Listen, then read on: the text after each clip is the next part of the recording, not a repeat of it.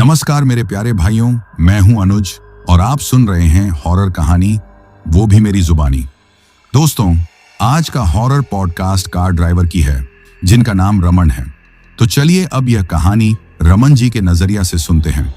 लेकिन उससे पहले आप लोगों से एक शिकायत है। आप लोग कहानी को पूरा सुनते हैं लेकिन लाइक नहीं करते हैं।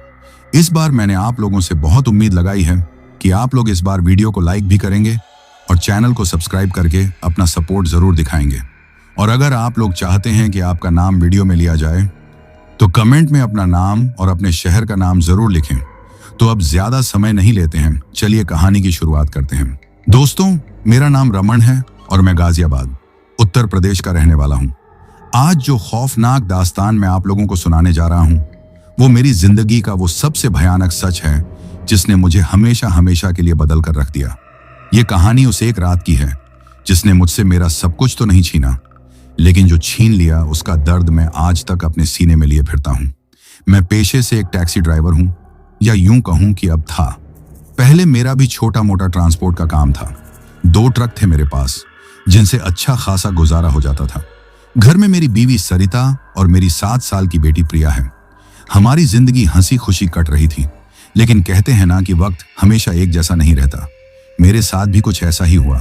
धंधे में एक बहुत बड़ा घाटा हुआ और उस घाटे की भरपाई करने के चक्कर में मेरे दोनों ट्रक बिक गए। सर पर लाखों का कर्जा चढ़ गया, सो अलग। हम सड़क पर आ गए थे। जिन लोगों के लिए मैं कभी मालिक हुआ करता था, उन्हीं की तरह अब मैं भी नौकरी खोजने पर मजबूर हो गया था। बहुत हाथ पैर मारे, लेकिन कोई ढंग का काम नहीं मिला। आखिर में हार कर मैंने एक सेठ की टैक्सी किराए पर चलाना शुरू कर दिया। दिन का किराया निकाल कर जो कुछ भी बचता, उसी से हमारे घर का चूल्हा जलता था। पर मुसीबतों का पहाड़ तो अभी टूटना बाकी था। मेरी बेटी प्रिया के दिल में बचपन से ही एक छोटा सा छेद था। डॉक्टर ने कहा था कि जैसे जैसे वो बड़ी होगी, ये छेद अपने आप भर सकता है, लेकिन अगर नहीं भरा तो ऑपरेशन करना पड़ेगा। और हमारी बदकिस्मती देखिए, वो छेद भरने के बजाय और बड़ा होने लगा था। डॉक्टर ने हमें फौरन ऑपरेशन की सलाह दी, जिसमें लगभग 3 लाख का खर्चा आना था। अब आप ही सोचिए, जिस आदमी के लिए 2 वक्त की रोटी जुटाना मुश्किल हो, वो 3 लाख रुपए कहां से लाएगा। मैंने हाथ पैर जोड़े, दोस्तों रिश्तेदारों से मदद मांगी, लेकिन सबने मुंह फेर लिया। अब मेरे पास एक ही रास्ता था, दिन को दिन और रात को रात ना समझकर बस गाड़ी चलाना। मैं सुबह के 6 बजे घर से निकलता और रात के 1-1:30 बजे तक सड़कों पर सवारियां ढूंढता रहता। सरिता मुझे बहुत समझाती कि अपनी सेहत का भी ख्याल रखो, लेकिन मेरी आंखों के सामने तो बस प्रिया का हंसता हुआ चेहरा और डॉक्टर के बताए हुए 3 लाख रुपए घूमते रहते थे। मैं पैसों के लिए पागल हो चुका था। मुझे बस पैसा कमाना था, चाहे जैसे भी हो। अब मैं आप लोगों का ज्यादा समय ना लेते हुए सीधे उस मनहूस रात की कहानी पर आता हूं। वो अक्टूबर के महीने की एक सर्द रात थी। दिन भर गाड़ी चलाने के बाद मेरा शरीर बुरी तरह से टूट रहा था। रात के लगभग 11:30 बज चुके थे और मैं घर लौटने की सोच ही रहा था। उस दिन की कमाई भी ठीक ठाक हो गई थी, लगभग 1,500 रुपये बन गए थे। मैंने सोचा कि चलो अब घर चलते हैं, लेकिन तभी मेरे दिमाग में प्रिया के ऑपरेशन का ख्याल आया। 1,500 रुपये 3 लाख के सामने ऊंट के मुंह में जीरे के बराबर भी नहीं थे। मेरे अंदर का लालच और मेरी मजबूरी मुझ पर हावी हो गई। मैंने फैसला किया कि 1-2 सवारी और देख लेता हूं, शायद 500 रुपये और बन जाएं। बूंद बूंद से ही तो घड़ा भरता है। यही सोचकर मैं अपनी वैगनार कार लेकर शहर के बाहरी इलाके मेरठ रोड हाईवे की तरफ निकल पड़ा। वो इलाका रात में काफी सुनसान हो जाता है। सड़क के दोनों तरफ बड़े बड़े खेत और कुछ पुरानी फैक्ट्रियां थीं जो सालों से बंद पड़ी थीं। सड़कों पर स्ट्रीट लाइटें भी कहीं कहीं ही जल रही थीं। ज्यादातर तो अंधेरे का ही राज था। मैं धीरे धीरे गाड़ी चला रहा था और मेरी आंखें किसी सवारी को तलाश रही थीं। लगभग आधा घंटा यूं ही सड़कों पर भटकने के बाद भी मुझे कोई नहीं मिला। अब मेरा शरीर भी जवाब देने लगा था और नींद के मारे मेरी आंखें बोझिल हो रही थीं। मैंने हार मानकर फैसला किया कि अब सच में घर चलना चाहिए। मैंने गाड़ी को घर की तरफ मोड़ा ही था कि तभी मेरी नजर सड़क के किनारे खड़ी एक परछाई पर पड़ी। गाड़ी की हेडलाइट की रोशनी में मुझे एक औरत का धुंधला सा आकार दिखाई दिया। वो सड़क पर बिल्कुल अकेली खड़ी थी और ऐसा लग रहा था कि किसी गाड़ी का इंतजार कर रही है। मैंने गाड़ी थोड़ी धीमी की और पास जाकर देखा। वो एक बूढ़ी औरत थी। उम्र यही कोई 70-75 साल रही होगी। कमर झुकी हुई थी, चेहरे पर अनगिनत झुर्रियां थीं और उसने एक मैली सी सफेद साड़ी पहन रखी थी। उसके एक हाथ में एक कपड़े की पोटली थी जिसे उसने कसकर पकड़ रखा था। एक पल के लिए मेरे मन में ख्याल आया कि इतनी रात को इस सुनसान जगह पर यह बूढ़ी औरत अकेली क्या कर रही है। यहां आसपास तो कोई गांव या कस्बा भी नहीं है। मेरा दिल कह रहा था कि रमन, चक्कर में मत पड़, सीधा घर निकल जा। आजकल जमाना बहुत खराब है, क्या पता कौन किस भेष में क्या निकले। लेकिन फिर मेरे दिल के दूसरे कोने से आवाज आई कि अरे बेचारी बूढ़ी औरत है, शायद किसी मुसीबत में होगी। अगर तू उसे छोड़कर चला गया और उसके साथ कुछ गलत हो गया तो तू खुद को कभी माफ नहीं कर पाएगा। और फिर मेरे दिमाग में पैसे का लालच भी आ गया। मैंने सोचा कि अगर यह कहीं दूर की सवारी हुई तो 1000-1200 रुपए आराम से बन जाएंगे। यही सोचकर मैंने अपनी गाड़ी उसके पास जाकर रोक दी और शीशा नीचे करके पूछा, अम्मा, कहाँ जाना है? इतनी रात को यहां अकेली खड़ी हो? मेरी आवाज सुनकर उसने धीरे से अपना चेहरा उठाया। उसकी आंखें अंधेरे में अजीब सी चमक रही थीं। उसने एक बहुत ही धीमी और कांपती हुई आवाज में कहा, बेटा, आगे एक गांव है, कनकपुर, वहीं जाना है। कनकपुर का नाम सुनते ही मेरे कान खड़े हो गए। वो गांव हाईवे से कटकर लगभग 10 किलोमीटर अंदर की तरफ था और पूरा रास्ता जंगलों और खेतों से होकर गुजरता था।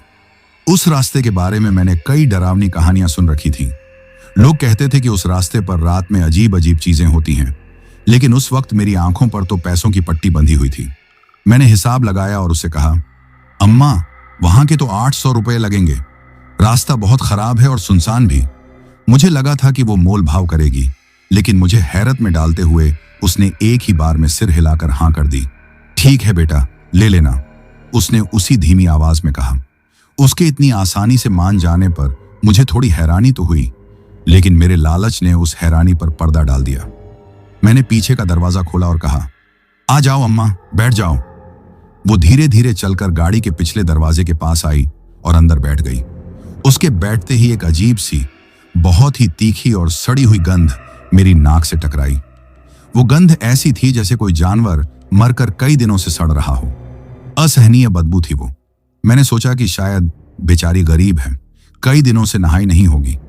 मैंने अपनी गाड़ी के दोनों शीशे नीचे कर दिए ताकि हवा आती रहे और गंध थोड़ी कम हो जाए। मैंने गाड़ी स्टार्ट की और कनकपुर वाले कच्चे रास्ते की तरफ मोड़ दी। हाईवे छोड़ते ही हम एक अंधेरी और संकरी सड़क पर आ गए थे।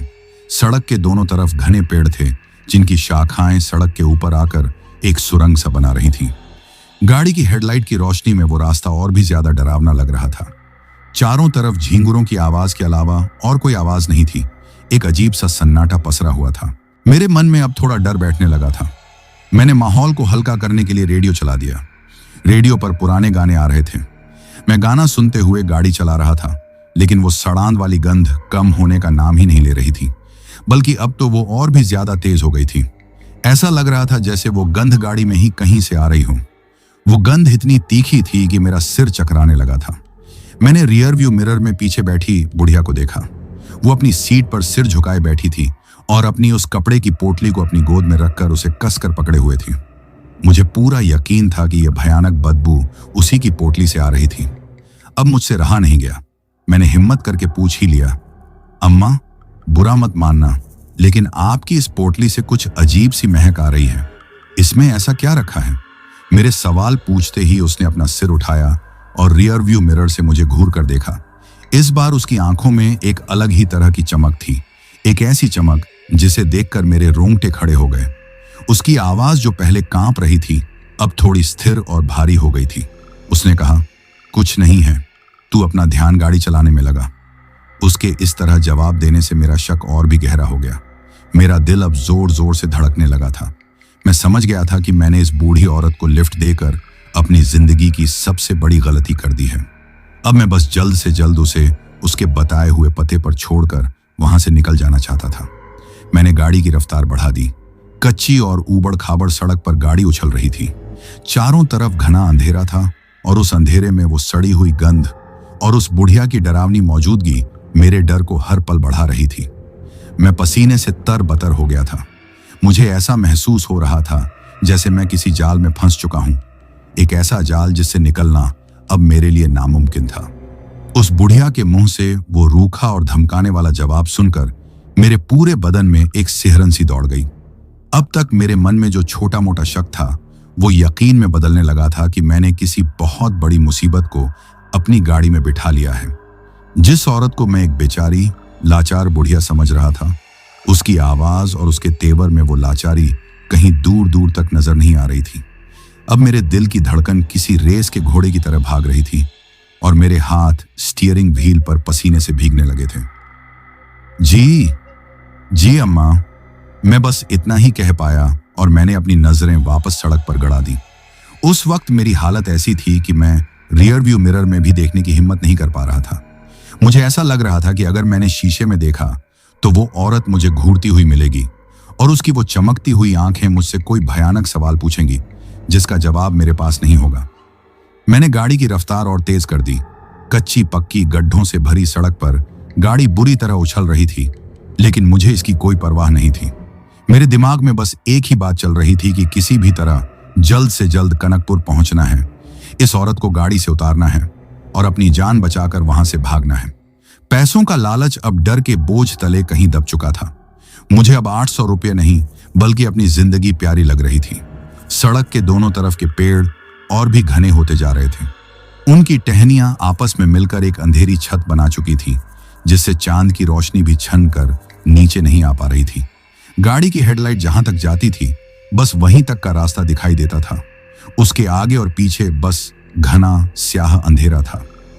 ऐसा लग रहा था मानो हम किसी अंधेरी सुरंग में घुसे चले जा रहे हैं जिसका कोई अंत नहीं है। रेडियो पर बज रहे गाने भी अब मुझे सुकून देने के बजाय और डरा रहे थे। हर गाने के खत्म होने के बाद जो कुछ पलों की खामोशी होती, उसमें गाड़ी के इंजन की घरघराहट और पीछे से आती एक अजीब सी सांस लेने की आवाज मेरे कानों में पड़ती। वो सांस किसी आम इंसान की नहीं थी। वो एक गहरी घरघराती हुई सांस थी, जैसे कोई बहुत मेहनत से अपने फेफड़ों पर जोर डालकर सांस ले रहा हो। हर सांस के साथ एक हल्की सी सीटी जैसी आवाज भी आती थी। मैंने हिम्मत करके एक पल के लिए रियर व्यू मिरर में झांका। वो बुढ़िया अभी भी उसी तरह सिर झुकाए बैठी थी, लेकिन अब उसका शरीर हल्का हल्का आगे पीछे हिल रहा था, जैसे कोई बैठकर झूम रहा हो। उसकी गोद में रखी वो पोटली अब और भी कसकर उसके हाथों में जकड़ी हुई थी। उसके हाथों की नसें उभरी हुई थीं और नाखून लंबे और पीले लग रहे थे, जो किसी बूढ़े इंसान के हाथों से ज्यादा किसी जानवर के पंजे जैसे दिख रहे थे। और वो सड़ांध, हे भगवान, वो बदबू अब इतनी ज्यादा बढ़ गई थी कि मेरा दम घुटने लगा था। ऐसा लग रहा था जैसे किसी ने गाड़ी के अंदर ही मरे हुए चूहे फेंक दिए हों। मुझे उलटी आने को हो रही थी। मैंने बड़ी मुश्किल से खुद पर काबू पाया। मुझे 100% यकीन हो गया था कि यह बदबू और किसी चीज से नहीं बल्कि उसी पोटली से ही आ रही है। न जाने ऐसा क्या सड़ रहा था उस छोटी सी पोटली के अंदर। मेरे दिमाग में तरह तरह के बुरे ख्याल आने लगे। कहीं ये औरत कोई जादू टोना करने वाली तो नहीं, कहीं ये किसी जानवर को मारकर उसकी बलि चढ़ाने तो नहीं ले जा रही, या फिर कहीं इस पोटली में जो है वो किसी जानवर का नहीं, बल्कि मैं आगे सोचने की हिम्मत भी नहीं कर पाया। मेरा पूरा शरीर डर से कांप रहा था। तभी अचानक से कुछ ऐसा हुआ जिससे मेरा डर और भी बढ़ गया। रेडियो पर जो गाना चल रहा था वो अचानक बंद हो गया और उसकी जगह एक अजीब सी खरखराहट की आवाज आने लगी, जैसे कोई स्टेशन पकड़ में ना आ रहा हो। मैंने स्टेशन बदलने की कोशिश की, लेकिन हर चैनल पर सिर्फ वही खरखराहट और शोर सुनाई दे रहा था। मैंने तंग आकर रेडियो बंद ही कर दिया। रेडियो के बंद होते ही गाड़ी में एक भयानक सन्नाटा छा गया। अब मुझे सिर्फ इंजन की आवाज, टायर के नीचे कुचलते कंकड़ पत्थरों की आवाज और उस बुढ़िया की वो डरावनी सांसें ही सुनाई दे रही थीं। मैं मन ही मन हनुमान चालीसा का पाठ करने लगा। मेरी माँ कहती थी कि जब भी डर लगे हनुमान जी को याद कर लेना, वो हर मुसीबत से बचाते हैं। हम लगभग 7-8 किलोमीटर का रास्ता तय कर चुके थे। कनकपुर अब ज्यादा दूर नहीं था। मैं बस यही प्रार्थना कर रहा था कि अगले 10-15 मिनट बिना किसी और मुसीबत के गुजर जाएं। लेकिन शायद उस रात किस्मत को कुछ और ही मंजूर था। अचानक गाड़ी की हेडलाइट्स एक पल के लिए झपकी और बंद हो गईं। 1 सेकंड के लिए सड़क पर घना अंधेरा छा गया। मेरा दिल मुंह को आ गया। मैं कुछ समझ पाता उससे पहले ही लाइटें वापस जल गईं।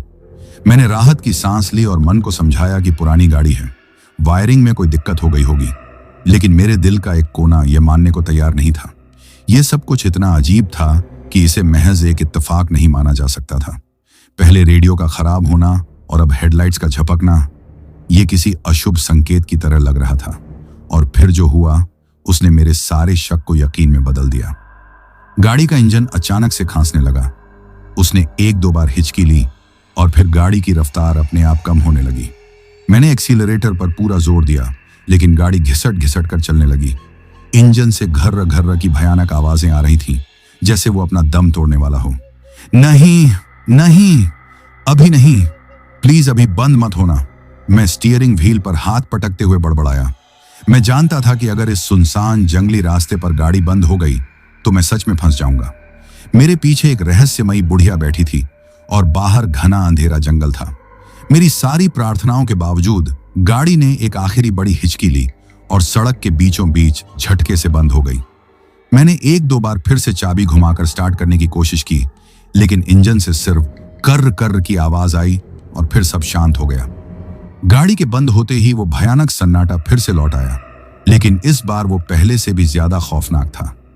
अब इंजन का शोर भी नहीं था, बस झींगुरों की आवाज और उस औरत की वो भयानक सांसें थीं। मैं डर के मारे पत्थर बन चुका था। स्टीयरिंग को कसकर पकड़े हुए मैं बस सामने अंधेरे में घूर रहा था। क्या हुआ बेटा, गाड़ी क्यों रोक दी? पीछे से उस बुढ़िया की आवाज आई। उसकी आवाज में अब एक अजीब सी ठंडक थी, जैसे उसे इस बात से कोई फर्क ही ना पड़ा हो कि हम एक सुनसान जंगल के बीच में फंस गए हैं। मेरी आवाज मेरे गले में ही अटक गई थी। बड़ी मुश्किल से मैंने कहा, गाड़ी बंद हो गई अम्मा, स्टार्ट नहीं हो रही। उसने सिर्फ इतना कहा, जैसे उसे पहले से ही पता था कि ऐसा होने वाला है। उसका ये शांत रवैया मेरे डर को और बढ़ा रहा था। मैं पागलों की तरह बार बार चाबी घुमा रहा था, लेकिन कोई फायदा नहीं हो रहा था। तभी मुझे एक और आवाज सुनाई दी, एक बहुत ही धीमी लयबद्ध आवाज। पहले तो मैंने सोचा कि शायद इंजन से तेल टपक रहा है, क्योंकि गाड़ी गर्म होने पर कभी कभी ऐसा होता है। लेकिन वो आवाज इंजन की तरफ से नहीं, बल्कि ठीक मेरे पीछे से आ रही थी। आवाज बहुत धीमी थी, लेकिन उस खामोशी में वो मेरे कानों में साफ साफ गूंज रही थी। अब मेरा ध्यान उस आवाज पर अटक गया था। मैं भूल गया था कि मुझे गाड़ी स्टार्ट करनी है। वो आवाज क्या थी, कहां से आ रही थी? मैंने हिम्मत करके रियर व्यू मिरर में देखा। बुढ़िया अभी भी उसी तरह बैठी थी, अपनी पोटली को गोद में लिए हुए। लेकिन अब मुझे कुछ और भी नजर आया। पोटली के नीचे उसकी साड़ी का पल्लू थोड़ा सा भीगा हुआ लग रहा था और उस पर एक गहरा धब्बा था। अब वो आवाज मुझे साफ समझ में आ रही थी। कुछ उस पोटली से टपक रहा था। वो क्या था? मेरा दिल किसी अनजाने खौफ से भर गया। मेरे हाथ कांप रहे थे। मैंने कांपते हुए हाथों से गाड़ी की केबिन लाइट जलाई। पीली रोशनी में गाड़ी का अंदर का हिस्सा नहा गया और जो मंजर मैंने देखा उसे देखकर मेरी आंखों के सामने अंधेरा छा गया और मेरे मुंह से एक दबी हुई चीख निकल गई। उस बुढ़िया की गोद में रखी उस गंदी सी कपड़े की पोटली के निचले हिस्से से एक गाढ़ा लाल काला तरल पदार्थ रिस रहा था और बूंद बूंद करके गाड़ी के रबर मैट पर टपक रहा था। नीचे मैट पर उस तरल का एक छोटा सा पोखर बन चुका था। वो बदबू, वो सड़ांध। अब मुझे समझ में आ रहा था कि वो किस चीज की थी। वो किसी मरे हुए जानवर की नहीं थी। वो इंसानी खून और सड़ते हुए मांस की बदबू थी। मैं दहशत से जम गया। मेरी नजरें उस खून के पोखर से हट ही नहीं रही थी। मेरा दिमाग सुन्न हो चुका था। तभी मैंने हिम्मत करके अपनी नजरें ऊपर उठाईं और रियर व्यू मिरर में उस बुढ़िया के चेहरे को देखा। वो अब सिर झुकाए नहीं बैठी थी। वो सीधा मुझे ही देख रही थी और उसके झुर्रियों वाले चेहरे पर एक बहुत ही भयानक, खौफनाक मुस्कान फैली हुई थी। वो मुस्कान किसी इंसान की नहीं थी। उस मुस्कान को देखकर ऐसा लग रहा था जैसे कोई भूखा भेड़िया अपने शिकार को देखकर मुस्कुरा रहा हो। उसके होंठ खींचकर कानों तक पहुंच गए थे और उसके काले सड़े हुए मसूड़े साफ नजर आ रहे थे और उसकी आंखें वो अंधेरे में किसी जानवर की तरह चमक रही थीं, जिनमें बेइंतहा वहशत और क्रूरता भरी हुई थी। उस एक पल में मैं समझ गया, ये कोई लाचार बुढ़िया नहीं है, ये कोई इंसान नहीं है, ये कुछ और है, कुछ बहुत ही भयानक और शैतानी। और मैं इसके जाल में बुरी तरह से फंस चुका था। उसकी वो शैतानी मुस्कान और चमकती हुई आंखें देखकर एक पल के लिए मेरा खून जम गया। मेरा पूरा शरीर, मेरी आत्मा तक कांप उठी थी। मेरे दिमाग ने काम करना बंद कर दिया था और आंखें उस भयानक मंजर पर अटक गई थीं। वो कुछ सेकंड मेरी जिंदगी के सबसे लंबे और खौफनाक पल थे। गाड़ी में मौत की सड़ांध और उस औरत के रूप में बैठी साक्षात मौत, दोनों मेरे बहुत करीब थे। मैं हिल भी नहीं पा रहा था, जैसे किसी ने मेरे जिस्म को पत्थर का बना दिया हो। तभी उस खौफ के बीच मेरी आंखों के सामने मेरी बेटी प्रिया का मुस्कुराता हुआ चेहरा कौंध गया। एक पल को लगा जैसे वो मुझे पुकार रही हो, पापा। बस उसकी उस धुंधली सी याद ने मेरे अंदर जैसे बिजली भर दी। मेरे अंदर का बाप जागा, मेरे अंदर का इंसान जागा जो अपनी बेटी के लिए कुछ भी कर सकता था। जो डर अब तक मुझे पत्थर बनाए हुए था, वही डर अब मेरे अंदर एक अजीब सी हिम्मत बनकर उबलने लगा। अगर आज मुझे कुछ हो गया तो मेरी प्रिया का क्या होगा, मेरी बीवी का क्या होगा? नहीं, मैं इतनी आसानी से हार नहीं मान सकता। मुझे जीना होगा अपनी प्रिया के लिए। यही सोचते ही मेरे शरीर में जो भी ताकत बची थी, मैंने उसे इकट्ठा किया। मैंने एक झटके से अपना सीट बेल्ट खोला और पूरी तरह से उसकी तरफ घूमा। मेरी आंखों में अब डर के साथ साथ एक गुस्सा भी था, एक हताशा भरी हिम्मत थी। कौन है तू? मैं अपनी पूरी ताकत से चीखा। मेरी आवाज कांप रही थी, लेकिन उसमें एक चुनौती थी। निकल, अभी इसी वक्त मेरी गाड़ी से बाहर निकल। मेरे चीखते ही उस औरत के चेहरे पर जो मुस्कान थी, वो और भी ज्यादा चौड़ी और भयानक हो गई। और फिर जो हुआ दोस्तों, वो मंजर अगर आज भी मेरी बंद आंखों के सामने आ जाता है तो मेरी नींद हराम हो जाती है। मेरे देखते ही देखते उसका चेहरा बदलने लगा। उसकी खाल जिस पर हजारों झुर्रियां थीं, वो अब किसी मोम की तरह पिघलकर पीछे की तरफ खींचने लगी। उसके गाल पिचक गए, हड्डियां बाहर निकल आईं। उसकी आंखें जो पहले से ही चमक रही थीं, अब अंदर की तरफ धंस गईं और उनकी जगह दो काले गहरे गड्ढे नजर आने लगे, जिनमें से लाल रंग की एक खौफनाक रोशनी निकल रही थी। उसका जबड़ा एक झटके से नीचे की तरफ लटका, जितना किसी इंसान का कभी नहीं लटक सकता, और उसके मुंह के अंदर से पीले, नुकीले और बेतरतीब दांतों की एक पूरी फौज बाहर निकल आई, जैसे किसी भूखे भेड़िए के दांत हों। उसके हाथों की उंगलियां लंबी होने लगीं और उनके सिरों पर से काले टेढ़े मेढ़े नाखून बाहर निकल आए, जो किसी चाकू की तरह पैने लग रहे थे। वो अब कोई बूढ़ी औरत नहीं थी, वो एक पिशाचिनी थी, एक चुड़ैल थी, साक्षात नरक का कोई जीव थी जो इंसानी खाल ओढ़े मेरे सामने बैठी थी। बहुत हिम्मत है तुझमें, वो बोली, और इस बार उसकी आवाज किसी बूढ़ी औरत की नहीं, बल्कि एक गहरी, मर्दाना और खुरदरी आवाज थी, जैसे कोई सूखी लकड़ियों को आपस में रगड़ रहा हो। आज रात का भोजन तू ही बनेगा। ये कहकर उसने एक भयानक अट्टहास किया। उसकी हंसी इतनी खौफनाक थी कि जंगल के झींगुर भी एक पल के लिए शांत हो गए। इसी आपाधापी में उसकी गोद में रखी वो पोटली फिसलकर सीट पर गिर पड़ी और उसका मुंह खुल गया। जो चीज उस पोटली से बाहर निकली, उसे देखकर मेरे गले में चीख फंस कर रह गई। उस पोटली में एक कटा हुआ इंसानी हाथ था, एक औरत का हाथ, जिसकी चमड़ी खून में सनी होने के बावजूद पीली पड़ चुकी थी। उसकी उंगलियों में अभी भी सोने की एक अंगूठी और लाल रंग की चूड़ियां थीं। उस हाथ को देखकर मुझे समझ आ गया कि इस चुड़ैल का पिछला शिकार कौन था। मैं उस कटे हुए हाथ को देख ही रहा था कि उस चुड़ैल ने मेरे ऊपर हमला कर दिया। वो अपनी सीट से उछलकर सीधे मेरे ऊपर कूदी। उसकी फुर्ती किसी चीते से भी तेज थी। मैं कुछ समझ पाता या अपनी जगह से हिल पाता, उससे पहले ही वो मेरे सीने पर सवार थी। उसका वजन किसी इंसान का नहीं था। ऐसा लग रहा था जैसे किसी ने मेरे ऊपर लोहे का एक भारी पत्थर रख दिया हो। मैं अपनी सीट से पूरी तरह चिपक गया था। छोड़ मुझे, छोड़, मैं चिल्लाया और अपने दोनों हाथों से उसे धकेलने की कोशिश करने लगा। लेकिन उसकी ताकत के आगे मेरी ताकत कुछ भी नहीं थी। उसने अपने एक हाथ से मेरा गला पकड़ लिया। उसके लंबे नुकीले नाखून मेरी गर्दन में चुभने लगे। मुझे लगा जैसे मेरी सांस की नली अभी फट जाएगी। सड़े हुए मांस और कब्र की मिट्टी जैसी बदबू उसके मुंह से आ रही थी, जिससे मेरा दिमाग सुन्न पड़ रहा था। उसने अपने दूसरे हाथ के पंजों से मेरे चेहरे और सीने पर हमला कर दिया। उसके नाखून मेरी शर्ट को फाड़ते हुए मेरी चमड़ी में घुस रहे थे।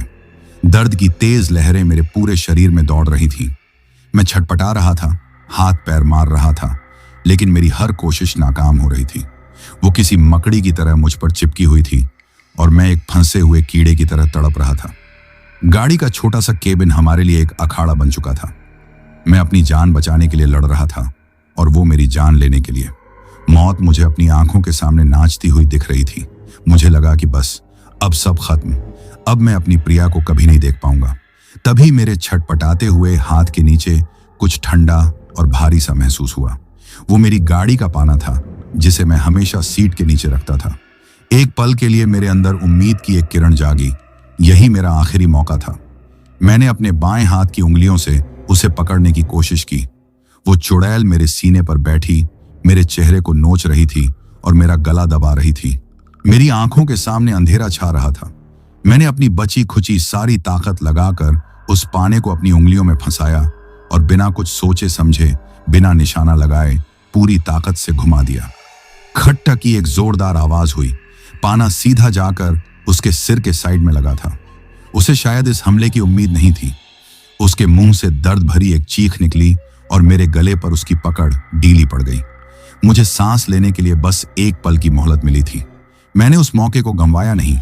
मैंने उसे पूरी ताकत से धक्का दिया और वो लड़खड़ाकर बगल वाली सीट पर जा गिरी। मैं फौरन अपनी सीट से उठा और ड्राइवर साइड का दरवाजा खोलने के लिए हैंडल पर हाथ मारा, लेकिन मैं दरवाजा खोल पाता उससे पहले ही वो शैतान फिर से संभल चुकी थी। इस बार उसकी आंखों में गुस्सा और वहशत पहले से 100 गुना ज्यादा थी। वो किसी घायल जानवर की तरह गुर्राई और इससे पहले कि मैं दरवाजा खोलकर बाहर भागता, उसने एक बार फिर मेरे ऊपर झपट्टा मारा। इस बार उसका निशाना मेरे हाथ, पैर या चेहरा नहीं था। उसने अपना वो भयानक भेड़िए जैसा जबड़ा पूरा खोला और मेरे दाहिने हाथ की कलाई और कोहनी के बीच वाले हिस्से पर अपने दांत गड़ा दिए। दोस्तों, उस दर्द को मैं शब्दों में बयां नहीं कर सकता। ऐसा लगा जैसे किसी ने मेरे हाथ को गर्म लोहे के शिकंजे में कसकर तोड़ दिया हो। कड़ कड़ की एक भयानक आवाज के साथ मेरे हाथ की हड्डी टूटी और वो आवाज मुझे मेरे कानों में साफ सुनाई दी। उसके नुकीले दांत मेरी चमड़ी और मांस को फाड़ते हुए हड्डी तक पहुंच गए थे। एक सफेद असहनीय दर्द की लहर मेरे हाथ से होती हुई मेरे दिमाग तक पहुंची और एक पल के लिए मेरे आसपास की हर चीज काली हो गई। मेरे मुंह से एक ऐसी चीख निकली जो शायद किसी इंसान की नहीं थी। वो एक जानवर की चीख थी, एक ऐसे जानवर की जिसे असहनीय पीड़ा दी जा रही हो। मेरी वो दर्दनाक चीख उस सुनसान अंधेरे जंगल में गूंज कर रह गई और उसके बाद मुझे कुछ होश नहीं रहा। मेरे मुंह से निकली वो दर्दनाक चीख उस अंधेरे और सुनसान जंगल में गूंज कर खो गई। मेरे हाथ में उठा दर्द ऐसा था जैसे हजारों बिच्छुओं ने एक साथ डंक मार दिया हो। एक पल के लिए मेरी आंखों के आगे अंधेरा छा गया और मेरा शरीर निढाल पड़ने लगा। मुझे लगा कि बस यही मेरा अंत है। वो चुड़ैल मेरे हाथ को अपने जबड़े में जकड़े हुए थी और मुझे अपनी मौत साफ नजर आ रही थी। लेकिन फिर न जाने कहां से मेरे अंदर एक बिजली सी कौंधी। शायद ये जीने की आखिरी इच्छा थी, या शायद मेरी बेटी का चेहरा एक बार फिर मेरी बंद होती आंखों के सामने आया था। जो भी था, मेरे मरते हुए शरीर में अचानक से एक जानवर जैसी ताकत आ गई। दर्द और डर के उस तूफान के बीच मेरे दिमाग ने काम करना शुरू कर दिया। मुझे समझ आ गया कि अगर मैं एक पल और इस गाड़ी में रहा तो ये शैतान मेरे हाथ को मेरे जिस्म से अलग कर देगी और फिर मुझे भी चीर फाड़ कर खा जाएगी। वो अभी भी मेरे हाथ को चबा रही थी और गुर्रा रही थी। मैंने अपने बचे खुचे होश को समेटा। मेरा दाहिना हाथ तो बेकार हो चुका था, लेकिन मेरा बायां हाथ अभी भी काम कर रहा था। मैंने अपने बाएं हाथ से ड्राइवर साइड का दरवाजा, जो पहले से ही थोड़ा खुला हुआ था, उसे पूरी ताकत से पकड़कर अंदर की तरफ खींचा और फिर उतनी ही ताकत से उस चुड़ैल के सिर की तरफ धकेल दिया। लोहे का भारी दरवाजा सीधा जाकर उसके सिर से टकराया। उसके मुंह से एक खौफनाक चीख निकली और एक पल के लिए मेरे हाथ पर उसकी पकड़ ढीली पड़ गई। मैंने ये मौका हाथ से जाने नहीं दिया। मैंने एक बार फिर वहीं किया, दरवाजा खींचा और पूरी ताकत से उसके सिर पर दे मारा। दूसरी चोट पड़ते ही उसने गुस्से और दर्द से भरकर अपना जबड़ा खोल दिया और मेरा हाथ आजाद हो गया। हाथ के आजाद होते ही मैं एक पल भी नहीं रुका। मैंने उसी दरवाजे को धक्का देकर पूरा खोला और बिना कुछ सोचे समझे गाड़ी से बाहर कूद गया। मैं सड़क की खुरदरी और पत्थरीली सतह पर बुरी तरह से गिरा। मेरा जख्मी हाथ जैसे ही जमीन से टकराया, दर्द की एक ऐसी लहर मेरे पूरे शरीर में दौड़ी कि लगा जैसे मेरी जान ही निकल जाएगी। लेकिन मुझे रुकना नहीं था। मैंने जमीन से उठने की कोशिश की। मेरे कानों में गाड़ी का दूसरा दरवाजा खुलने की चरमराती हुई आवाज आई। मैं जानता था कि वो मेरे पीछे आ रही है। मैंने पीछे मुड़कर देखने की गलती नहीं की। मैं किसी तरह अपने पैरों पर खड़ा हुआ और अपनी जिंदगी के लिए दौड़ने लगा। मैं सड़क पर अंधाधुंध भाग रहा था। मेरा दाहिना हाथ किसी काम का नहीं था। वो बस मेरे शरीर के साथ एक मांस के लोथड़े की तरह झूल रहा था, जिससे खून की एक मोटी धार बह रही थी। मुझे अपने पीछे भारी और तेज कदमों की आवाज सुनाई दे रही थी। वो इंसानी कदमों की आवाज नहीं थी, वो किसी भारी भरकम जानवर के दौड़ने की आवाज थी। साथ ही उसके गुर्राने और फुफकारने की आवाजें भी आ रही थीं, जो मेरे और भी नजदीक आती जा रही थीं। मुझे समझ आ गया कि मैं इस खुली सड़क पर उससे ज्यादा देर तक नहीं भाग सकता। वो मुझसे कहीं ज्यादा तेज थी और कुछ ही पलों में मुझे पकड़ लेगी। मेरे पास सिर्फ एक ही रास्ता था, सड़क के किनारे का वो घना जंगल। मैंने फैसला करने में एक पल भी नहीं लगाया। मैं दौड़ते दौड़ते सड़क से उतरा और उस काले भयानक जंगल के अंदर घुस गया। अंदर घुसते ही अंधेरा और भी घना हो गया। पेड़ों की टहनियां और खंटीली झाड़ियां मेरे चेहरे और शरीर पर चाबुक की तरह पड़ रही थीं, जिससे मेरे बदन पर कई नई खरोंचें बन गईं। मेरे पैर सूखी पत्तियों और टूटी हुई टहनियों पर पड़ रहे थे, जिससे चरमर की आवाज हो रही थी। और यही आवाज मेरे पीछे पीछे भी आ रही थी, बस वो मुझसे कहीं ज्यादा तेज थी। मैं पागलों की तरह भाग रहा था। मुझे नहीं पता था कि मैं कहां जा रहा हूं। मेरा गला पूरी तरह सूख चुका था, मेरे फेफड़े फटने को हो रहे थे और मेरा जख्मी हाथ आग की तरह जल रहा था। हर कदम पर मुझे ऐसा लग रहा था कि अब मैं गिर जाऊंगा और फिर कभी नहीं उठ पाऊंगा। लेकिन मौत का डर मुझे भागने पर मजबूर कर रहा था। मुझे अपने पीछे उसकी परछाई का एहसास हो रहा था। मैं उसकी सड़ी हुई बदबू को हवा में महसूस कर सकता था। वो बहुत करीब थी। मैं जानता था कि अब मैं और नहीं भाग सकता, मुझे कहीं छिपना होगा। तभी मेरी नजर एक बड़े से बरगद के पेड़ पर पड़ी, जिसकी मोटी मोटी जड़ें जमीन के ऊपर तक फैली हुई थीं। उन जड़ों के बीच में एक गहरा गड्ढा सा बना हुआ था, जो सूखी पत्तियों से ढका था। वो छिपने के लिए एक बढ़िया जगह लग रही थी। मैंने अपनी आखिरी ताकत बटोरी और उस पेड़ की तरफ दौड़ा। मेरे पीछे आ रही आवाजें अब बहुत नजदीक थीं। मैं उस पेड़ तक पहुंचा और बिना सोचे समझे उस गड्ढे में कूद गया और खुद को सूखी पत्तियों के नीचे छिपा लिया। मैं उस गड्ढे में एक छोटे बच्चे की तरह सिमट कर लेट गया। मैंने अपने बाएं हाथ को अपने मुंह पर रख लिया ताकि मेरे हांफने की आवाज बाहर न जाए। मेरा दिल इतनी जोर से धड़क रहा था कि मुझे डर था कि कहीं वो चुड़ैल मेरे दिल की धड़कन ही न सुन ले। मेरे हाथ से खून अभी भी बह रहा था और उसकी गर्म गर्म बूंदें सूखी पत्तियों पर गिर रही थीं। कुछ ही सेकंड बाद वो भागने की और तोड़ने फोड़ने की आवाजें ठीक मेरे छिपने की जगह के पास आकर रुक गईं। एक पल के लिए सब कुछ शांत हो गया। इतनी खामोशी कि मुझे अपने कानों में बहते खून की सनसनाहट भी सुनाई दे रही थी। फिर मुझे एक और आवाज सुनाई दी, एक लंबी गहरी सांस लेने और फिर उसे बाहर छोड़ने की आवाज। और उसके साथ ही हवा में वो सड़ांध वाली बदबू और भी तेज हो गई। वो यहीं कहीं थी, बिल्कुल मेरे पास। मैंने पत्तियों के बीच बनी एक छोटी सी दरार से बाहर झांकने की हिम्मत की। जो मैंने देखा उसे मेरी रही सही जान भी हलक में आ गई। वो चुड़ैल उस बरगद के पेड़ के ठीक दूसरी तरफ खड़ी थी, मुझसे सिर्फ 10-15 कदम की दूरी पर। चांद की हल्की सी रोशनी जो पत्तों से छन कर आ रही थी, उसमें उसका भयानक चेहरा साफ नजर आ रहा था। वो अपने शिकार को खो देने की वजह से गुस्से में थी। वो चारों तरफ अपना सिर घुमाकर देख रही थी। उसकी वो लाल आंखें अंधेरे में दो जलते हुए अंगारों की तरह लग रही थीं, जो अपने शिकार को ढूंढ रही थीं। वो एक जानवर की तरह जमीन को सूंघ रही थी। शायद मेरे खून की गंध उसे यहां तक ले आई थी। मैं उस गड्ढे में सांस रोके पड़ा रहा। मुझे लग रहा था कि मेरा दिल अभी फट जाएगा। एक एक पल एक एक साल जैसा लग रहा था। वो मेरे इतने करीब थी कि अगर मैं जरा सा भी हिलता तो वो मुझे देख लेती।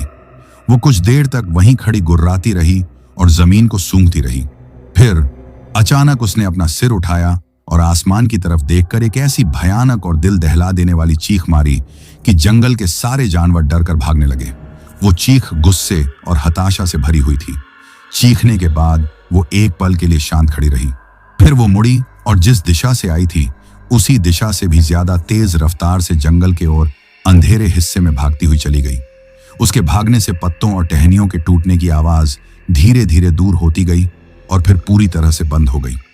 जंगल में एक बार फिर वही भयानक सन्नाटा छा गया था। मैं अभी भी उस गड्ढे में दुबका हुआ था। मुझे यकीन नहीं हो रहा था कि मैं बच गया हूं। वो चली गई थी, लेकिन क्या वो सच में चली गई थी या यहीं कहीं आसपास छिपकर मेरे बाहर निकलने का इंतजार कर रही है? मेरा शरीर डर और दर्द से बुरी तरह कांप रहा था। मेरा हाथ सुन्न पड़ चुका था, लेकिन उसमें एक धीमी धीमी जलन हो रही थी।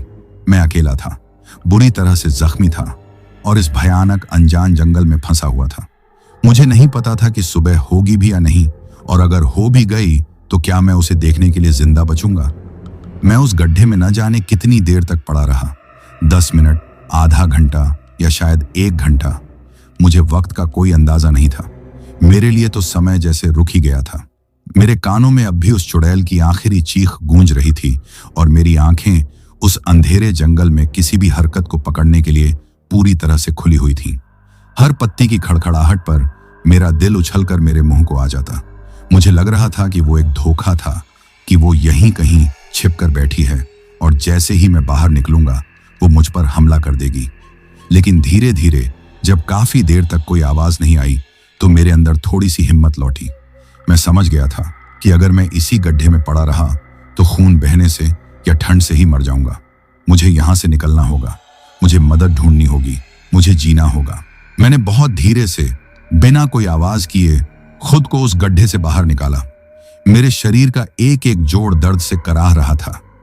मैं लड़खड़ाते हुए उठा और सहारे के लिए उस बरगद के पेड़ का तना पकड़ लिया। मैं कुछ देर तक वहीं खड़ा हांफता रहा, अपनी सांसों को काबू में करने की कोशिश करता रहा। फिर मैंने कुछ ऐसा किया जिसकी हिम्मत मैं तब से नहीं जुटा पा रहा था। मैंने अपने जख्मी दाहिने हाथ पर नजर डाली। चांद की जितनी भी हल्की रोशनी पत्तों से छनकर आ रही थी, उसमें जो मंजर मुझे दिखा उसे देखकर मेरी आत्मा तक कांप गई। मेरा हाथ अब हाथ नहीं रहा था। वो बस खून और मांस का एक विभत्स लोथड़ा बन चुका था। उस चुड़ैल के दांतों ने मेरे हाथ की मोटी हड्डी को तोड़कर 2 टुकड़े कर दिया था और हड्डी का एक सफेद नुकीला सिरा मांस को फाड़कर बाहर झांक रहा था। चमड़ी फट चुकी थी और चारों तरफ से मांस बाहर लटक रहा था। उस पूरे हिस्से का रंग खून और मिट्टी में सनकर काला लाल पड़ गया था। अपने ही हाथ की ये हालत देखकर मेरा सिर चकरा गया और मुझे उलटी आ गई। मैं वहीं पेड़ के सहारे जमीन पर बैठ गया। मेरी आंखों से आंसू बहने लगे। ये दर्द सिर्फ जिस्म का नहीं था, ये उस बेबसी का दर्द था, उस लाचारी का दर्द था जो मैं उस वक्त महसूस कर रहा था। मुझे एहसास हुआ कि मैं बहुत तेजी से खून खो रहा हूं। अगर मैंने इस खून को नहीं रोका तो मैं कुछ ही घंटों में मर जाऊंगा। मैंने तुरंत फैसला लिया। मैंने अपने बाएं हाथ और अपने दांतों की मदद से अपनी कमीज का निचला हिस्सा फाड़ा और उसकी एक लंबी पट्टी बना ली। फिर मैंने बड़ी मुश्किल से दर्द को सहते हुए उस पट्टी को अपने जख्मी हाथ पर कोहनी के ठीक ऊपर कसकर बांध दिया। पट्टी को कसते वक्त मेरे मुंह से दर्द भरी एक चीख निकल गई, लेकिन मैंने उसे अपने होंठों में ही दबा लिया। मुझे एक और गांठ लगानी थी, लेकिन एक हाथ से वो नामुमकिन था। मैंने अपने दांत और अपने बाएं हाथ का इस्तेमाल करके जैसे तैसे एक और गांठ बांधी। ये एक काम चलाऊ जुगाड़ था, लेकिन शायद इससे खून का बहाव कुछ कम हो सकता था। अब सवाल ये था कि मैं जाऊं कहां। वापस अपनी गाड़ी की तरफ जाने का तो सवाल ही नहीं उठता था। क्या पता वो शैतान वहीं आसपास हो। मेरे पास एक ही रास्ता था, किसी तरह वापस उस हाईवे तक पहुंचना जहां से मैं इस मनहूस रास्ते पर मुड़ा था। लेकिन किस दिशा में? इस घने जंगल में दिशा का कोई अंदाजा नहीं था। मैंने ऊपर आसमान की तरफ देखा। एक तरफ आसमान हल्का सा कम काला लग रहा था। मुझे लगा कि शायद पूरब वही दिशा है और सुबह होने वाली है। मैंने उसी दिशा को अपना लक्ष्य बनाया और अपनी जिंदगी की सबसे मुश्किल और दर्दनाक यात्रा शुरू कर दी। मैं लंगड़ाता हुआ, लड़खड़ाता हुआ जंगल के बीच से गुजर रहा था। हर कदम एक सजा की तरह था। कांटे मेरे पैरों में चुभ रहे थे, झाड़ियां मेरे बदन को छील रही थीं और मेरा हाथ एक मरे हुए बोझ की तरह मेरे साथ झूल रहा था, जिसमें हर पल एक तेज जलन होती थी। जंगल का अंधेरा अब मेरा दुश्मन बन चुका था। हर पेड़ की परछाई में मुझे उस चुड़ैल का आकार नजर आता। हवा से जब भी कोई पत्ता हिलता, मुझे लगता कि वो मेरे पीछे आ गई है। दूर किसी जानवर के बोलने की आवाज आती तो मेरे कदम वहीं रुक जाते। मेरा दिमाग अब मेरे साथ खेल खेलने लगा था। दर्द और खून की कमी की वजह से मुझे अजीब अजीब चीजें दिखने और सुनाई देने लगी थी। मुझे पेड़ों के बीच में प्रिया का चेहरा दिखाई देता। वो मुझे देखकर मुस्कुरा रही थी। पापा जल्दी आओ, मुझे उसकी आवाज सुनाई देती। मैं रोते हुए उसकी तरफ बढ़ने की कोशिश करता, लेकिन वो परछाई गायब हो जाती। मैं जमीन पर गिर पड़ता और फूट फूट कर रोने लगता। मैं हार नहीं मानूंगा प्रिया, मैं आ रहा हूं बेटा। मैं खुद से ही बातें कर रहा था। शायद मैं पागल हो रहा था, लेकिन उस पागलपन में भी प्रिया का चेहरा ही मुझे आगे बढ़ने की हिम्मत दे रहा था। न जाने कितने घंटे बीत गए। चलते चलते मेरे पैर अब जवाब दे चुके थे। मेरा पूरा शरीर सुन्न पड़ रहा था और आंखों के आगे बार बार अंधेरा छा रहा था। मुझे लग रहा था कि अब मेरा अंत निश्चित है। मैं एक पेड़ के नीचे निढाल होकर गिर पड़ा। बस अब और नहीं, मैंने सोचा। शायद मेरी किस्मत में यही मरना लिखा है। मैंने अपनी आंखें बंद कर ली और मौत का इंतजार करने लगा। मैं शायद बेहोश ही होने वाला था कि तभी मेरे कानों में एक जानी पहचानी आवाज पड़ी। वो किसी गाड़ी के टायर की आवाज थी। मैंने झटके से अपनी आंखें खोली। आवाज बहुत दूर से आ रही थी, लेकिन वो थी। इसका मतलब था कि सड़क कहीं आसपास ही है। एक नई उम्मीद, एक नई ताकत मेरे अंदर दौड़ गई। मैं फिर से उठा। मैं अपनी पूरी ताकत लगाकर उस आवाज की दिशा में भागने लगा। मैं झाड़ियों को चीरता हुआ, गिरता पड़ता बस आगे बढ़ रहा था। और फिर कुछ ही मिनटों के बाद मैंने वो देखा। पेड़ों का सिलसिला खत्म हो गया था और सामने वो काली डामर की सड़क थी। हाईवे। मैं वापस हाईवे तक पहुंच गया था। सुबह का सूरज अब निकलने ही वाला था। आसमान में नारंगी और गुलाबी रंग फैलने लगे थे। मैंने उस रोशनी को देखा और मेरी आंखों से खुशी के आंसू बहने लगे। मैं बच गया था। मैं उस भयानक जंगल से बाहर आ गया था। मैं हाईवे पर पहुंचा और घुटनों के बल गिर पड़ा। मैं बहुत कमजोर महसूस कर रहा था। मैंने मदद के लिए चारों तरफ देखा, लेकिन सड़क पूरी तरह से सुनसान थी। मैंने हिम्मत नहीं हारी। मैं घिसटते हुए सड़क के बीच में आया ताकि अगर कोई गाड़ी आए तो मुझे देख ले। और फिर मुझे दूर से दो चमकती हुई लाइटें नजर आईं।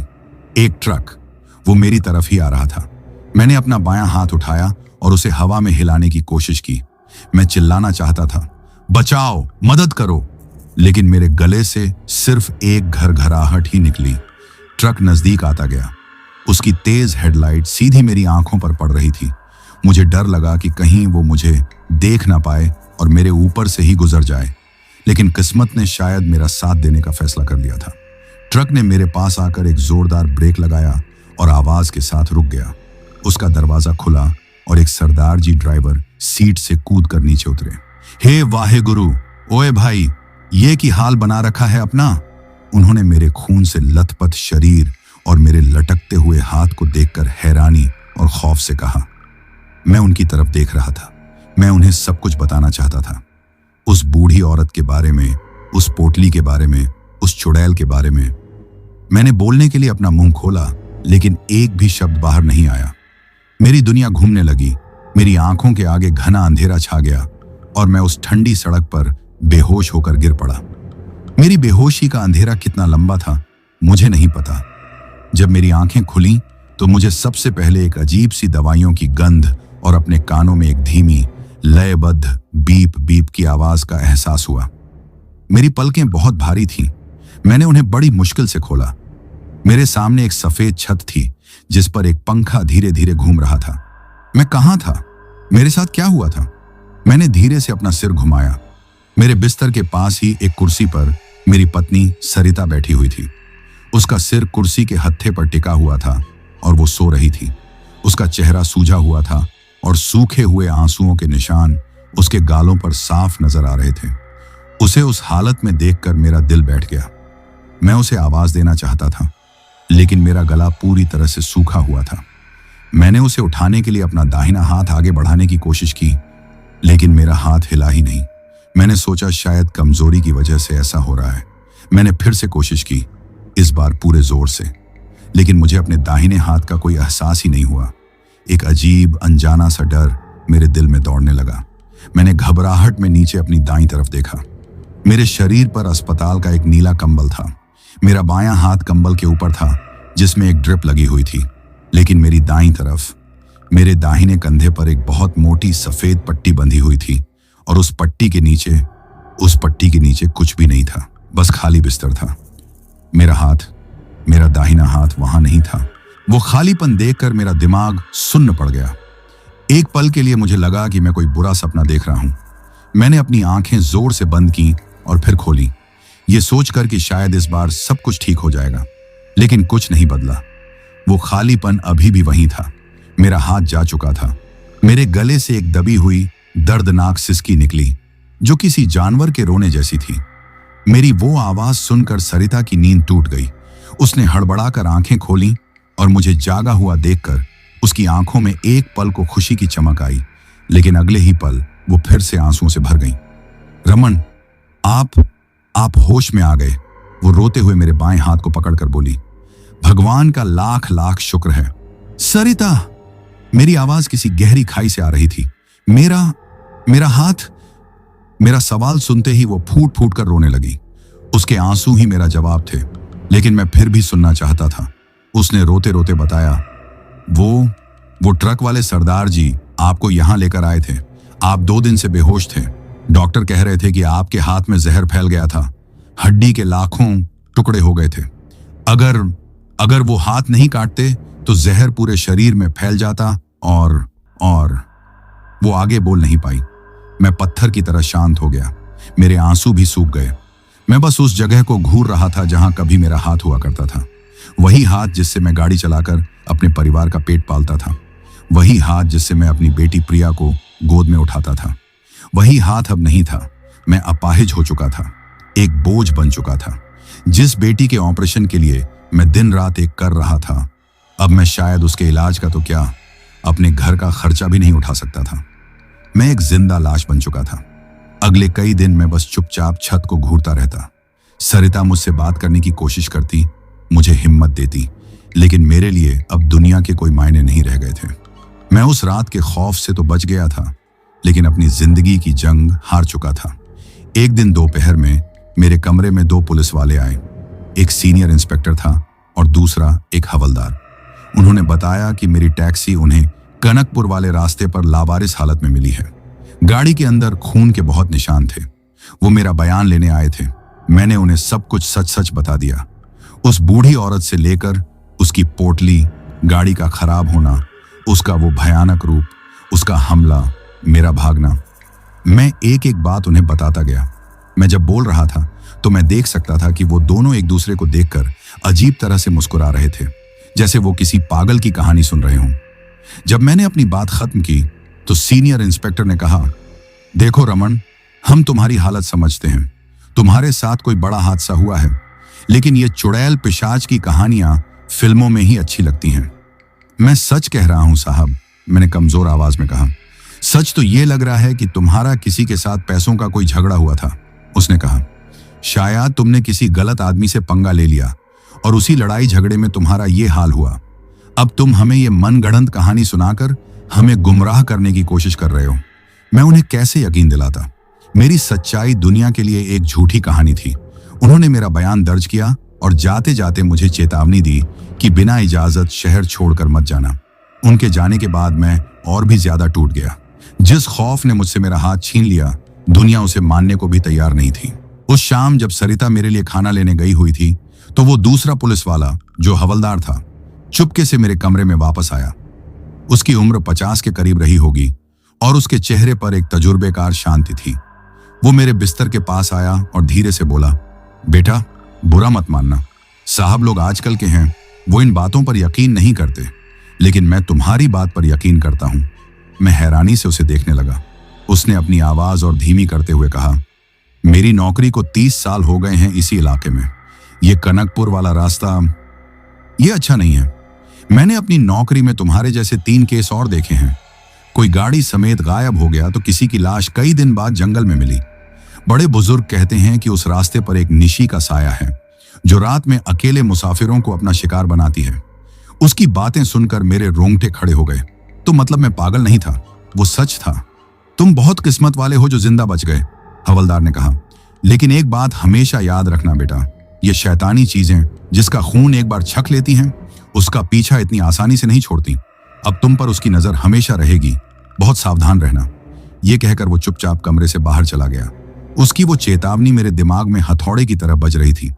तो मतलब खतरा अभी टला नहीं है। वो मुझे ढूंढ सकती है, वो मेरा पीछा कर सकती है। एक अनजाना खौफ मेरे दिल में फिर से घर करने लगा। तभी एक नर्स कमरे में आई और मेरे हाथ में एक लंबा चौड़ा बिल थमा दिया। वो अस्पताल का बिल था। बिल पर लिखी रकम देखकर मेरी आंखें फटी की फटी रह गईं। अब तक की सारी जमा पूंजी और उधार लेकर जो पैसा प्रिया के ऑपरेशन के लिए जमा किया था, वो सब इस बिल को भरने में भी कम पड़ने वाला था। मैं उस बिल को देख रहा था, फिर अपने कटे हुए हाथ को, और फिर दरवाजे पर खड़ी सरिता के चिंतित चेहरे को। मैं समझ गया था कि मैं उस जंगल से तो बचकर निकल आया था, लेकिन अब मैं एक दूसरे और कहीं ज्यादा भयानक जंगल में फंस चुका था। गरीबी, लाचारी, कर्ज और उस चुड़ैल के वापस आने का खौफ। एक ऐसा जंगल जिससे शायद मैं कभी बाहर नहीं निकल पाऊंगा। अस्पताल से छुट्टी मिलने के बाद जब मैं घर लौटा तो वो घर मुझे अपना नहीं बल्कि किसी अनजान जगह जैसा लगा। जिन दीवारों के बीच मैंने अपनी जिंदगी के सबसे खूबसूरत पल बिताए थे, अब उन्हीं दीवारों के साए से भी मुझे डर लगने लगा था। मैं एक जीता जागता खौफ बन चुका था जो अपने ही घर में कैद हो गया था। दिन तो किसी तरह कट जाता, लेकिन रातें किसी सजा से कम नहीं थीं। हर आहट पर मेरा दिल दहल जाता। खिड़की पर हवा से बजते हुए पल्ले की आवाज भी मुझे उस चुड़ैल की चीख जैसी लगती। मैं रात रात भर जागता और बस दरवाजे को घूरता रहता, इस डर में कि वो दरवाजा तोड़कर अभी अंदर आ जाएगी। मैंने सरिता से कहकर घर की हर खिड़की पर मोटी मोटी कीलें ठुकवा दी थीं। मैं एक ऐसे पिंजरे में जी रहा था जिसे मैंने खुद ही अपने चारों तरफ बना लिया था। मेरी ये हालत और घर की बिगड़ती आर्थिक स्थिति देखकर सरिता अंदर ही अंदर टूट रही थी, लेकिन उसने हिम्मत नहीं हारी। उसने अपने शादी के बचे खुचे गहने बेचकर अस्पताल का बिल चुकाया और घर के छोटे मोटे कर्ज उतारे। प्रिया के ऑपरेशन के लिए जोड़े गए पैसे तो कब के खत्म हो चुके थे। उसका ऑपरेशन अब अनिश्चित काल के लिए टल गया था। एक दिन सरिता ने उस हवलदार की चेतावनी को याद करते हुए कहा, रमन, हमें कुछ करना होगा, हम ऐसे डर डर कर नहीं जी सकते। अगले ही दिन वो हमारे इलाके के सबसे पुराने और माने हुए मंदिर के पुजारी जी को घर ले आई।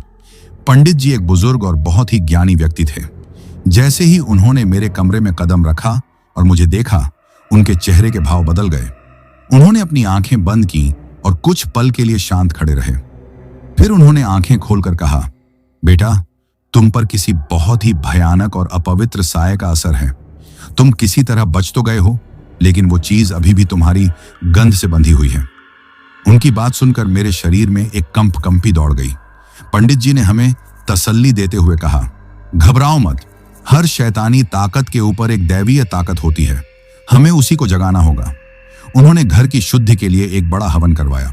हवन का धुआं जब पूरे घर में फैला तो मुझे कई दिनों बाद पहली बार थोड़ी सी शांति का एहसास हुआ।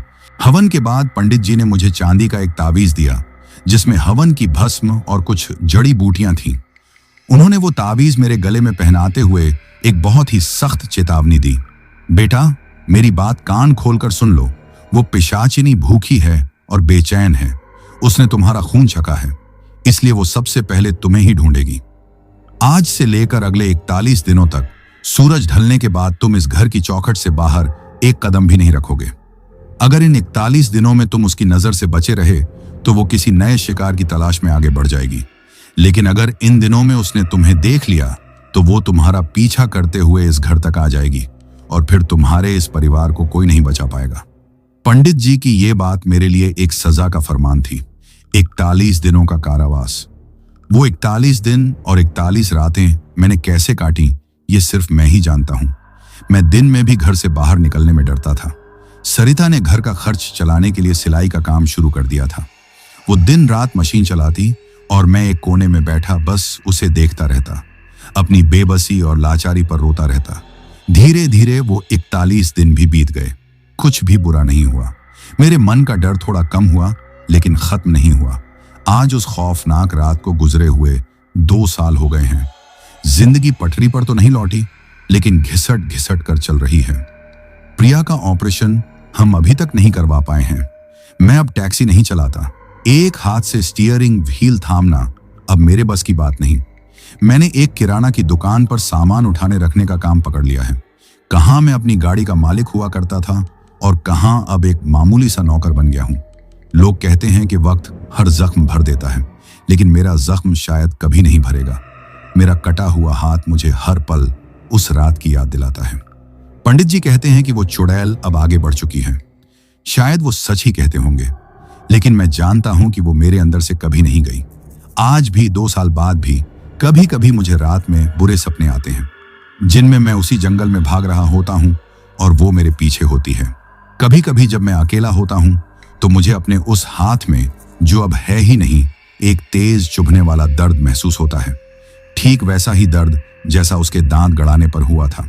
और कभी कभी जब रात बहुत गहरी और शांत होती है और मैं अपनी खिड़की से बाहर अंधेरे में देखता हूं, तो मुझे लगता है कि उस अंधेरे में बहुत दूर 2 लाल अंगारे मेरी तरफ ही देख रहे हैं और एक खौफनाक मुस्कान के साथ मेरे बाहर निकलने का इंतजार कर रहे हैं।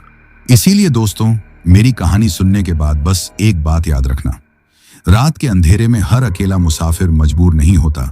कुछ साक्षात मौत का रूप धरकर भी घूमते हैं, और कभी कभी पैसों का छोटा सा लालच हमें एक ऐसे रास्ते पर ले जाता है जहां से वापसी का कोई दरवाजा नहीं होता। उस रास्ते पर सिर्फ मौत होती है, या फिर मेरी तरह सायों में लिपटी एक अधूरी जिंदगी। तो दोस्तों, ये कहानी यहीं खत्म हुई। अब जिन भाइयों ने अपना नाम वीडियो में कमेंट किया था, चलिए उनका नाम लेते हैं। स्नेह भाई जोधपुर से, उमर फारूका और मारिया फातिमा जी तेलंगाना से, गुलफाम भाई मुरादाबाद से, नासुमुद्दीन अलवी भाई मुरादाबाद से, जुनैद भाई मालेगांव से, ज्योति प्रजापति जी कानपुर से, जफर भाई मुंबई थाने से, अमृता जी बीकानेर राजस्थान से, जितेंद्र पटेल भाई बरोठा देवास मध्य प्रदेश से, बाबू मंडल भाई राउरकेला से, सफदर अब्बास भाई रावलपिंडी पाकिस्तान से, मोहम्मद असमाल भाई मालदा से, श्रीनिवास भाई हैदराबाद तेलंगाना से, हरे कृष्णा भाई बालासोरे से, बचन भाई ओडिशा निमापुर से, आमिर लामा भाई असम से, भीम मिश्रा भाई अमेरिका से, समीर भाई न्यू दिल्ली से, भूपेंद्र रावत भाई उत्तराखंड से, अमित राजपूत भाई सूरत से, वीरप्रताप आलदर भाई महाराष्ट्र से, लकी कुशवाहा भाई बदरवास से, राणुगिरी जी दुबई से, मंदा भाई मोहनपुर नागपुर से, सतीश पाठक भाई अमरावती महाराष्ट्र से, शकील आलम भाई बिहार से, टकलू भाई दिमापुर से, रब्बी भाई राउरकेला से, विनोद गुरुंग भाई दुबई से, संजय गौतम भाई बांदा उत्तर प्रदेश से, गोविंदा रॉय भाई वेस्ट बंगाल से, संजय हरिजन भाई गुजरात से, आमिर भाई सूरत गुजरात से, रेड लामा भाई काठमांडू से, इमरान खान भाई झारखंड गढ़वाल से, दानिश खान भाई औरंगाबाद से, मोहम्मद वसीम भाई कोलकाता से, आकाश जुगनेरिया भाई भोपाल मध्य प्रदेश से, आस्तिक पटेल भाई इंदौर मध्य प्रदेश से, दीपक भाई महाराष्ट्र से, राबिन नायक भाई ओडिशा से, देव भाई कोलकाता से, बाबू मोनी भाई असम गोहपुर से, आकाश भाई मुंबई से, पूनम बहन जी जमशेदपुर से, सुमित्रा बारिक जी कोलकाता से, अनीता शर्मा जी गुजरात अहमदाबाद से, धनेश्वर भाई पुणे महाराष्ट्र से, गौतम रब्बीदास भाई पुतनी चांदमारी से, अनिल चौहान भाई सिवान बिहार से, शाहिद खान भाई हरियाणा से, रंजन जी दिल्ली से, रवि कुमार भाई कर्नाटक से, विजय भाई काटो से, दिव्यानी जी दार्जिलिंग से,